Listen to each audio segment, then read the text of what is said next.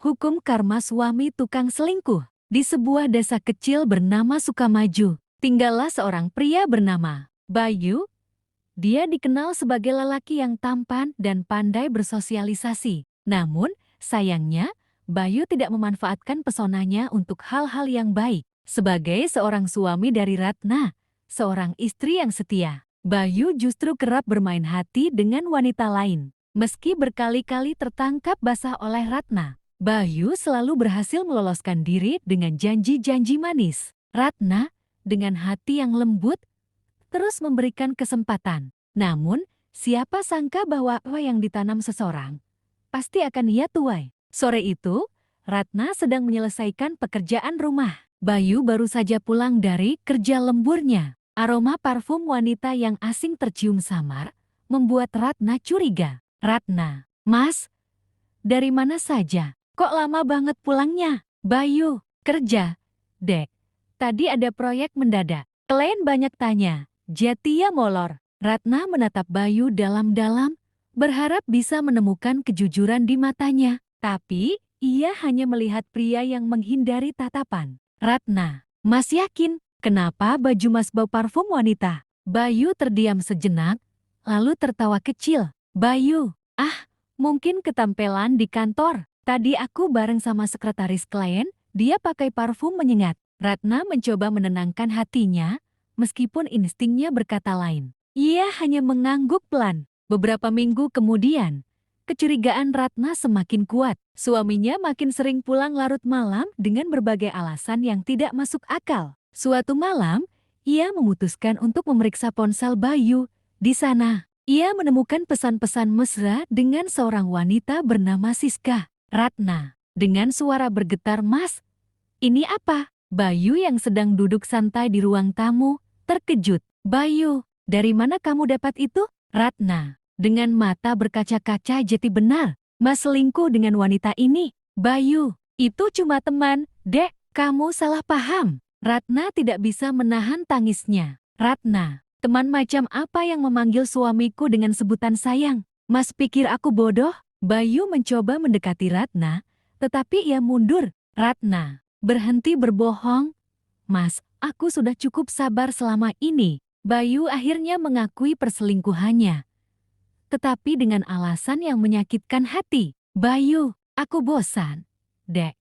Kamu selalu sibuk dengan pekerjaan rumah, anak-anak, dan jarang memperhatikan aku." Ratna terdiam. Ia merasa seperti dunia runtuh di hadapannya. Meski hatinya terluka, Ratna memutuskan untuk memberi Bayu kesempatan terakhir demi anak-anak mereka. Namun, ia memberi syarat kepada Bayu untuk memutus semua hubungan dengan Siska. "Ratna, aku mau percaya lagi, Mas. Tapi ini kesempatan terakhir. Kalau kamu ulangi lagi, aku tidak akan bertahan." "Bayu, aku janji, Dek. Aku akan berubah. Aku akan jadi suami yang lebih baik." Namun, janji Bayu hanya tinggal janji. Diam-diam, ia kembali menemui Siska. Ia berpikir Ratna tidak akan pernah tahu. Beberapa bulan kemudian, hubungan Bayu dengan Siska semakin serius. Ia bahkan mulai menghabiskan lebih banyak waktu bersama wanita itu daripada keluarganya. Suatu hari, Siska menghubunginya dengan kabar mengejutkan. "Siska, Mas, aku hamil." Bayu tertegun. Ia tidak menyangka bahwa hubungannya yang ia anggap hanya permainan akan membawa konsekuensi sebesar ini. "Bayu, kamu serius? Itu anakku." "Siska, ya, Mas, aku yakin." Bayu mulai panik. Ia tahu bahwa jika kabar ini sampai ke telinga Ratna, hidupnya akan hancur. Namun, yang ia tidak tahu adalah bahwa Siska ternyata bukan wanita setia. Ketika Bayu sedang sibuk mengatur kebohongan, Siska juga menjalin hubungan dengan pria lain. Ratna akhirnya mengetahui semuanya. Siska, yang merasa dihianati karena Bayu tidak mau bertanggung jawab,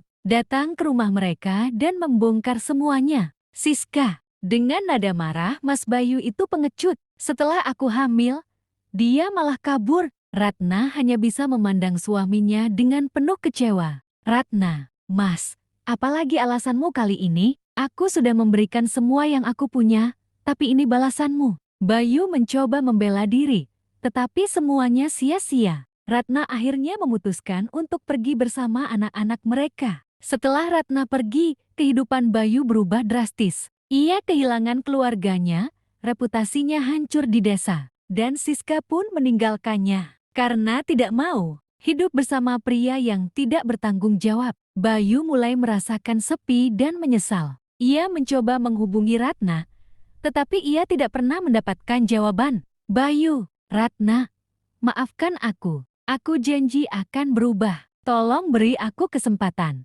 Namun, kali ini, Ratna tidak lagi tergerak. Ratna, Mas, aku sudah cukup tersakiti. Aku tidak bisa terus memaafkan orang yang tidak mau berubah. Aku harap kamu bisa belajar dari semua ini. Bayu akhirnya harus hidup sendirian. Ia kehilangan segalanya karena keserakahannya sendiri. Sementara itu, Ratna memulai hidup baru bersama anak-anaknya, meski berat. Ia merasa lebih tenang tanpa harus terus memaafkan pengkhianatan. Pelajaran yang dapat diambil bahwa hukum karma selalu bekerja. Apa yang ditanam seseorang akan kembali kepadanya, cepat atau lambat. Bayu adalah contoh nyata bahwa pengkhianatan dan kebohongan tidak pernah membawa kebahagiaan yang sejati. Jangan lupa untuk like, share, dan subscribe agar aku semangat upload cerita setiap harinya.